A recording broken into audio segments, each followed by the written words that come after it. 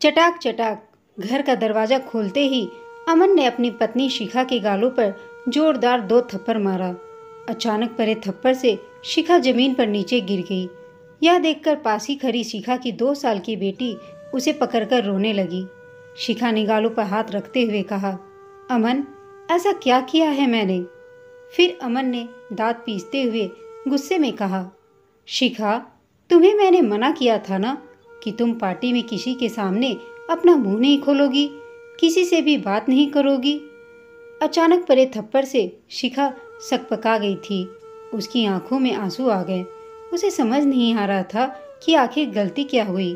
रोते हुए कांपती आवाज में उसने दोबारा कहा, लेकिन अमन, मैंने किया क्या है, यह तो बताओ।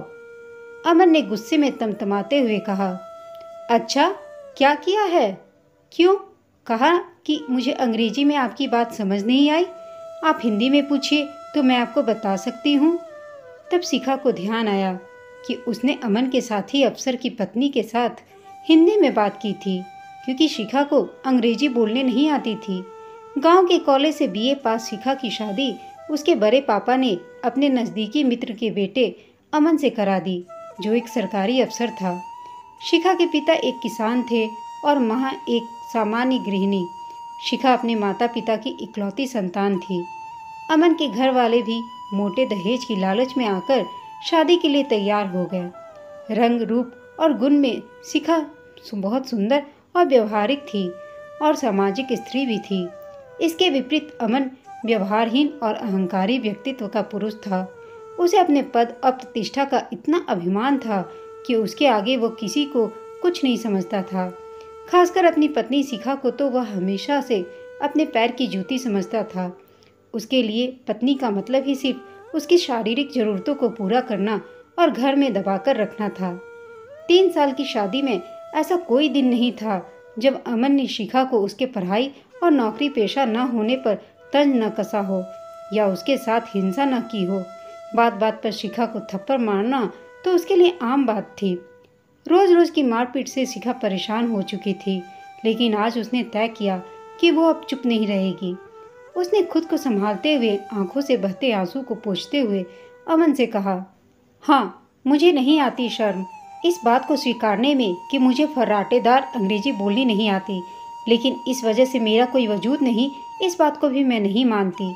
शिखा के जवाब को सुनकर अमन फिर शिखा के बालों को खींचते हुए कहा, अच्छा, बड़ी जुबान चढ़ने लगी है, कान खोल कर सुन लो।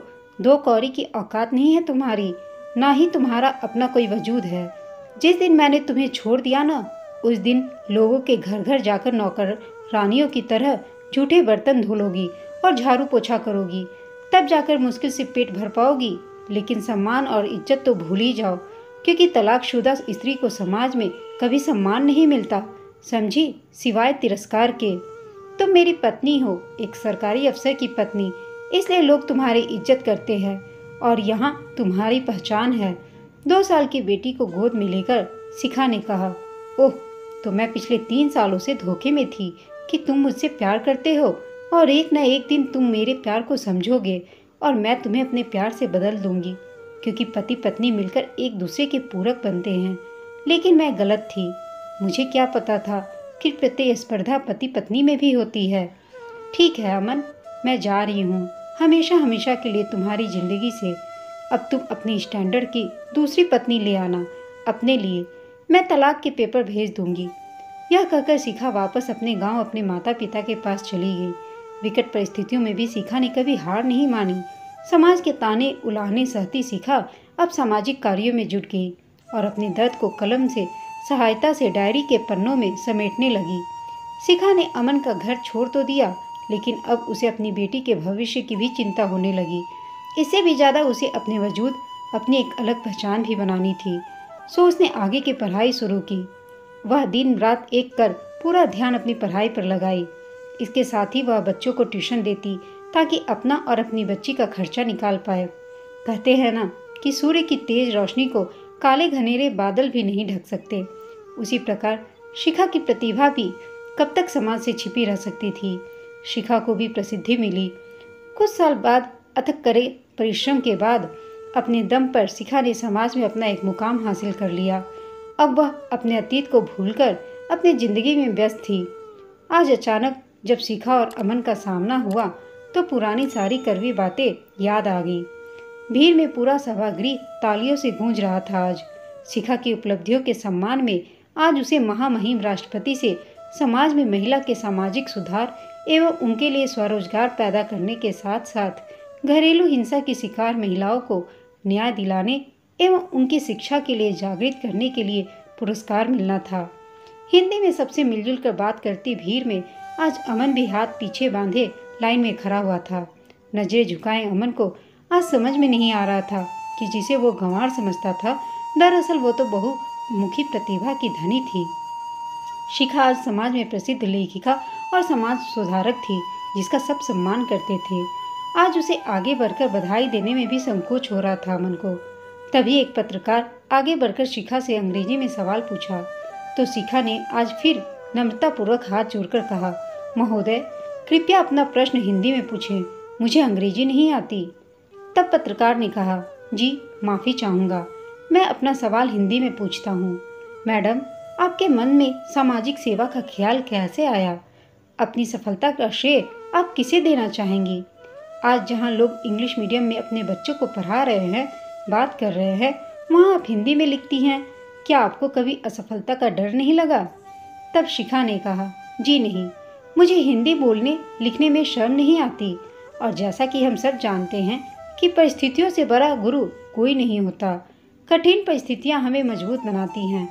इसलिए आज मैं उस व्यक्ति का दिल से आभार व्यक्त करना चाहती हूँ जिसने मुझे अपने जीवन और घर से मुक्त कर मेरे स्वाभिमान को जगाया। वो व्यक्ति मेरे जीवन के ऐसे गुरु हैं जिनके दिए घावों ने मेरे अंदर दबे आत्मविश्वास और आत्मसम्मान को जीवन में नई दिशा एवं कुछ कर गुजरने के जुनून को जगाया, जिन्होंने मुझे अपने सामाजिक रिश्ते से आज़ाद करके बाहर समाज में आकर सांस लेने और समाज के लिए कुछ करने का मौका दिया। बेशक आशीर्वाद और साथ मेरे माता पिता का मुझे मिला, लेकिन परिस्थितियों का ठोकर उसी व्यक्ति से मिला। इसलिए मैं उनका आपके माध्यम से धन्यवाद करती हूँ। साथ ही हर महिला पुरुष से कहना चाहूँगी कि हमारी सफलता में हमारी भाषा कभी बाधक नहीं बन सकती और हिंदी तो हम सभी भारतवासियों के दिल की भाषा है। सफलता के लिए बस सच्ची लगन और जुनून की ज़रूरत होती है। थोड़ी देर बाद मौका मिलते ही शिखा को अकेला देखकर अमन उसके सामने आकर खड़ा हो गया और उसने कहा, शिखा अपनी गुड़िया कैसी है? अब तो वह बड़ी हो गई होगी। पहले तो अमन को अपने सामने देख शिखा को बहुत गुस्सा आया, किंतु अपने आप पर काबू करते हुए शिखा ने कहा, मेरी बेटी बिल्कुल ठीक है और अब पढ़ाई के साथ साथ मेरी ही सामाजिक कार्यों में मदद भी करती है। अमन ने कहा, शिखा तुम ऐसा क्यों कह रही हो?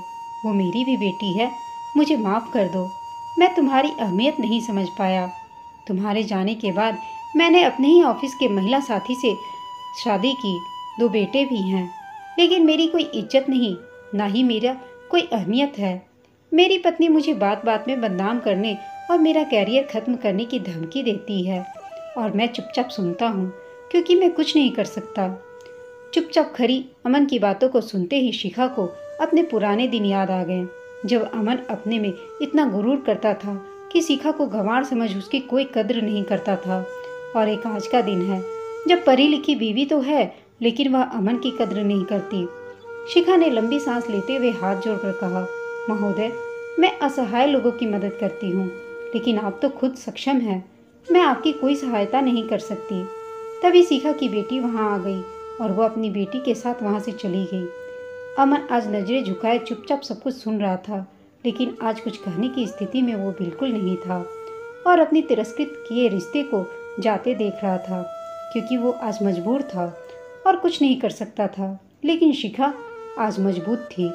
हम जैसा व्यवहार दूसरों के साथ करते हैं, हमारे साथ भी वैसा ही होता है। दोस्तों, औरत तो शक्ति स्वरूपा होती है, अगर वो कुछ करने की ठान ले फिर कोई शक्ति उन्हें हरा नहीं सकती। आपको यह कहानी कैसी लगी हमें कमेंट करके ज़रूर बताइएगा। कहानी अच्छी लगी हो तो प्लीज़ इसे लाइक और शेयर करना ना भूलें। अगर चैनल पर नए हैं तो प्लीज़ चैनल को सब्सक्राइब कर दीजिएगा। कहानी सुनने के लिए आप सबका धन्यवाद।